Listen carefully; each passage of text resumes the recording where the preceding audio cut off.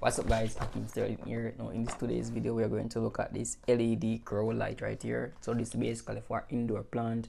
So if you're a person who want to have your plant inside and grow them with get that fast amount of light, so in the package, so we have light right here itself, the adapter that can put the USB into right here is the stand. Can basically put the light on, bit of mount. Right here we have the user manual. Now we can take off this right here. So these are light guys, as you can see. So they are adjustable, so we can bend them to our liking, so that your plant can get adequate amount of sunlight from all the three areas. Here we have the mount. Now we can set it up like this, so we can put one mount inside in right here. So we have one more inside, and now we have a little sprung right here, so we can stick this inside. So you can see guys, it's going on right, it's pretty long. So I'm just going to connect it now to my adapter right here, then I'm going to connect it to my power supply.